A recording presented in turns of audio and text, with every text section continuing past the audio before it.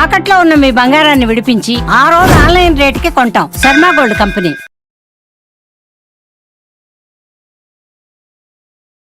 నమస్తే రాహుల్ గారు. నమస్కారం అండి. సో మామూలుగా మనం చూస్తే గోల్డ్ రేట్స్ రోజుకొకలాగా ఉంటున్నాయి. మనం ప్రెడిక్ట్ చేయలేకపోతున్నాం ఎలా ఉంటేనే గంటకి మారుతున్న సిచ్యువేషన్స్ కూడా మనకి రెగ్యులర్గా 2 days నుంచి అయితే మనం చూస్తున్నాం. అసలు బంగారం రేట్స్ ఒక్క స్టేజ్కి వచ్చి అలా నిలబడతాయి అని అనుకునే రోజు వస్తుందంటారా?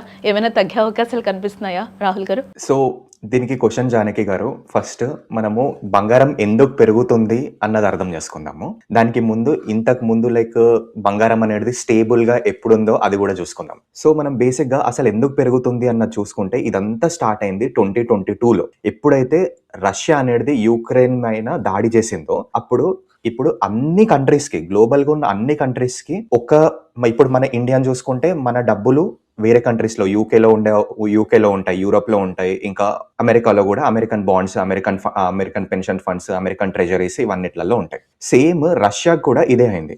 రష్యాలో $330 బిలియన్ అవి యూరోప్ లో ఉండే ఆ ఫండ్స్. $330 బిలియన్ ఏం చేసింది అని అంటే, యూరోప్ ఇప్పుడు రష్యా ఎప్పుడైతే యూక్రెయిన్ పైన అటాక్ చేసిందో అప్పుడు అమెరికా యూరోప్ కి ఆదేశం ఇచ్చింది. ఏంటి అని అంటే, వాళ్ళ డబ్బులు ఏవైతే ఉన్నాయో అవిటిని వదలకండి, దానిపైన శాంక్షన్ పెట్టేయండి, అవి డబ్బులు వాడకుండా చేయండి అని శాంక్షన్ పెట్టింది.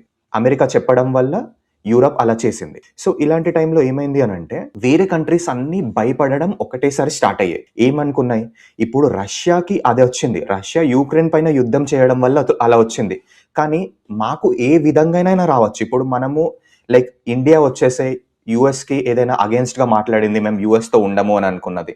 లేదు అంటే చైనాకి యుఎస్కి ఇంకేదైనా ఏదైనా వాగ్వాదం జరిగింది, అప్పుడు మేము యుఎస్తో క్లాషెస్ జరిగినాయి.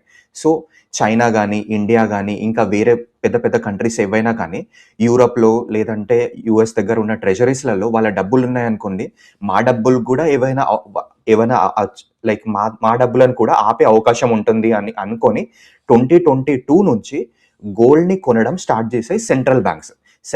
ఏం చేస్తున్నాయంటే, వాళ్ళ దగ్గర ఉన్న యుఎస్ ట్రెజరీస్ ఏవైతే ఉన్నాయో, యుఎస్లో ఉన్న మనీ ఉన్నాయనుకోండి, ఆ మనీని అమ్మేసి గోల్డ్ని కొనడం స్టార్ట్ చేశాయి. ఎందుకంటే గోల్డ్ని కొనేసి వాళ్ళ కంట్రీకి తీసుకొచ్చుకోవడం స్టార్ట్ చేశాయి. ఇలా ఎందుకు చేస్తాయి అని అంటే, గోల్డ్ అనేది సేఫ్టీ అసెట్ అని మనందరికీ తెలుసు. గోల్డ్ మన దగ్గర ఉండడం వల్ల గోల్డ్ అనేది రియల్ మనీ. ఇది చాలా మంది చెప్పింది. ఇప్పుడు మన దగ్గర ఉన్న డబ్బులు అసలు అవి రియల్ మనీయే కాదు, గోల్డ్ అనేది రియల్ మనీ. ఎందుకంటే దీని వాల్యూని, గోల్డ్ని ఎవరు ఎక్కువ ప్రింట్ చేయలేకపోతారు. గోల్డ్ అనేది ఎప్పటికీ మన దగ్గర ఉంటుంది. యుఎస్ లో ఉన్న ట్రెజరీస్ కానీ, ఇప్పుడు మనం ఎవ్వరు కూడా నోట్స్ అయితే పెట్టుకోలేరు అంతగానము. 330 బిలియన్ అనేది ఇలా బ్యాంక్ లోనే ఉంటది. ఆ బ్యాంక్ ని ఎప్పుడైనా వాళ్ళు ఫ్రీజ్ చేసేయచ్చు, కానీ గోల్డ్ ని అలా చేయలేకపోతారు. గోల్డ్ ని చేయాలి అని అనుకుంటే కంట్రీ మీద దాడి చేయాల్సి వస్తుంది గోల్డ్ ని తీసుకోవడానికి. సో అందుకనే కంట్రీస్ అనేటివి గోల్డ్ని కొనడం స్టార్ట్ చేసాయి 2022 నుంచి. అదే కనుక మనము 2012 నుంచి 2018 వరకు చూసుకున్నాం అనుకోండి, గోల్డ్ అనేది నెగిటివ్లో ఉంది. అప్పుడు 2012 టైంలో ఆల్మోస్ట్ 35,000 36,000 వరకు వెళ్ళింది తులం బంగారము. ఇప్పుడు 2018 వరకు కూడా 33,000 34,000 ఉండే. సో 2012 నుంచి 2018 వరకు మార్కెట్ అనేది చాలా బాగుంది, ఏం టెన్షన్స్ అలాంటివి లేవు. 2011లో యూరో డెట్ క్రైసిస్ అని వచ్చింది. ఆ టైంలో గోల్డ్ అనేది కొంచెం విపరీతంగా పెరిగింది, అది త్వరగానే సాల్వ్ అయిపోయింది, యూరో డెట్ క్రైసిస్. సో 2012 నుంచి 2018 గోల్డ్ గురించి అసలు ఎవరు ఎక్కువ ఆలోచించలేరు. అది గోల్డ్ మనం ఆర్నమెంట్స్ లాగా అనుకుంటాం. ఇండియన్స్ కి కొంచెం సెంటిమెంట్ ఉంటుంది. బేసిక్ గా ఏషియన్ కంట్రీస్ అన్నిటికీ కానీ సెంటిమెంట్ అనేది ఉంటుంది. చైనాని చూసుకున్న గోల్డ్ వాళ్ళకి కొంచెం సెంటిమెంట్, వియట్నాం కానీ, థైలాండ్ కానీ వాళ్ళ గోల్డ్ అనేది సెంటిమెంట్, కానీ ప్రపంచం మొత్తం అదొక సేఫ్టీ అసెట్ లాగా చూసుకుంటుంది. సో 2012 నుంచి 2018 వరకు గోల్డ్ లో ఎలాంటిది కాలేదు, అదంతా బాగానే ఉంది. అప్పుడు మార్కెట్ మీద ఫోకస్ చేశారు. సేమ్ గోల్డ్ ఇలానే ఉంటుంది అని అనుకొని ఇండియన్ గవర్నమెంట్ కూడా సోవరెన్ గోల్డ్ బాండ్స్ అనేటివి తీసుకొచ్చాయి. సో కానీ 2022 నుంచి ఎప్పుడైతే గోల్డ్ అనేది పెరగడం స్టార్ట్ అయిందో, ఇండియన్ గవర్నమెంట్ కూడా సోవరెన్ బాండ్స్ ని క్యాన్సిల్ చేసేసాయి. ఇప్పుడు దాని వల్ల ఇండియన్ గవర్నమెంట్ కూడా కొంచెం నష్టాలు అవుతున్నాయి సోవరెన్ గోల్డ్. రాహుల్ గారు, మధ్యలో కూడా మనం ఒక పెద్ద పాండమిక్ ని చూసాం మనము. కోవిడ్ వల్ల కూడా అప్పుడు టోటల్ మార్కెట్ కూడా కొంచెం స్తబ్దుగా ఉన్న సిచ్యువేషన్ కనిపించింది. అప్పుడు ఏంటంటే మనం బతుకుంటే చాలు అని అనుకున్నాం, కానీ బట్ మార్కెట్ మీద కూడా అంత ఎవరు చేసిన సిచ్యువేషన్స్ మనం ఆ టైంలో చూడలేదు కదా. సో అది నేను చెప్తున్నాను. సో ఎప్పుడైనా మనం గోల్డ్ ని చూసుకున్నాం అనుకోండి, 2012 నుంచి 18 దాకా ఓకే అన్నాను, కానీ మళ్ళీ 18 నుంచి కొంచెం స్టార్ట్ అవ్వడం స్టార్ట్ అయింది. ఎందుకంటే 2019 స్టార్ట్ మనకు 2020 మార్చ్‌లో కోవిడ్ వచ్చింది అని మన ఇండియాలో మనకు తెలుసు. కానీ గ్లోబల్‌గా మనం చైనాని చూసుకుంటే 2019 మిడ్ నుంచి అవ్వడమే నుంచి స్టార్ట్ అవును. అయింది. సో, గోల్డ్ అనేది ముందుగానే పసిగడుతది. సో, 2018 తర్వాత ఎండింగ్ నుంచి కొంచెం కొంచెం గోల్డ్ అనేది రైజ్ అవ్వడం స్టార్ట్ అయింది. 2020లో మళ్ళీ గోల్డ్ చాలా ఎక్కువ పెరిగిపోయింది. ఎప్పుడైతే స్టాక్ మార్కెట్ అనేది డౌన్ అయింది.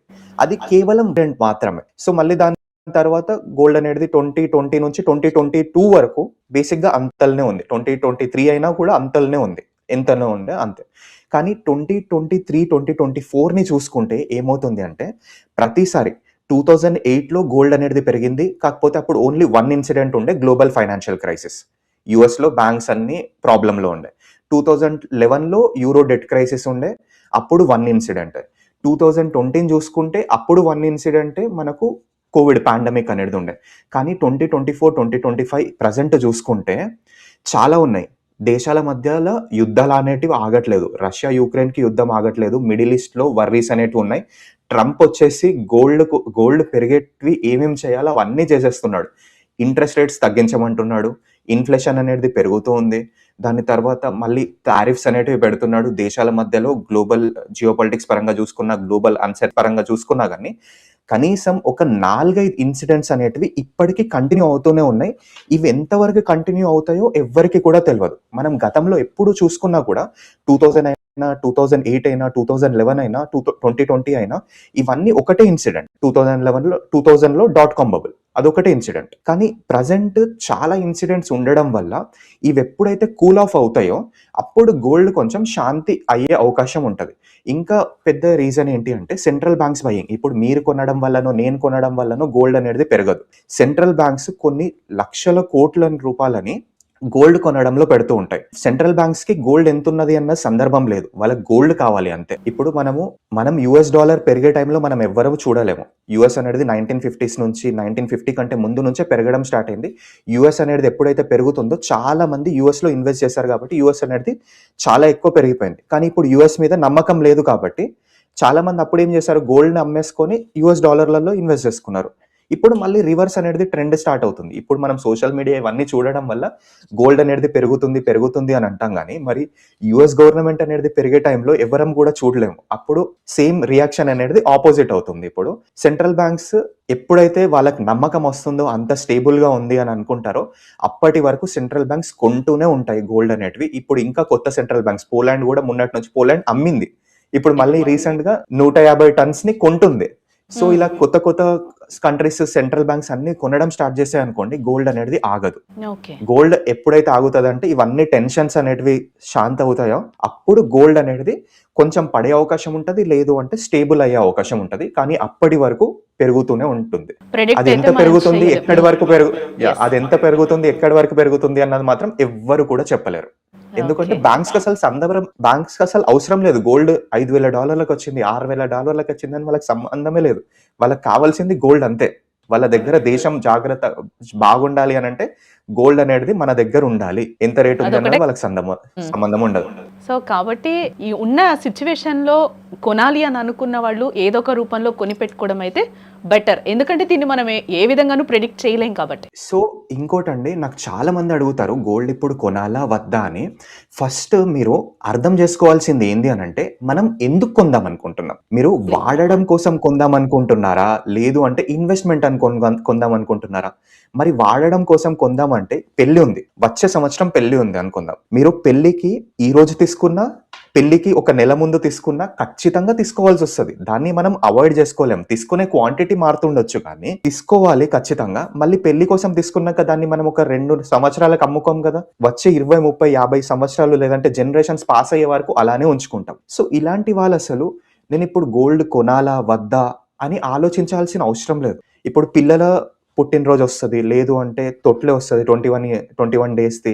అలాంటి టైంలో ఏదైనా చైన్ ఏదైనా తీసుకుందాం అనుకుంటారు.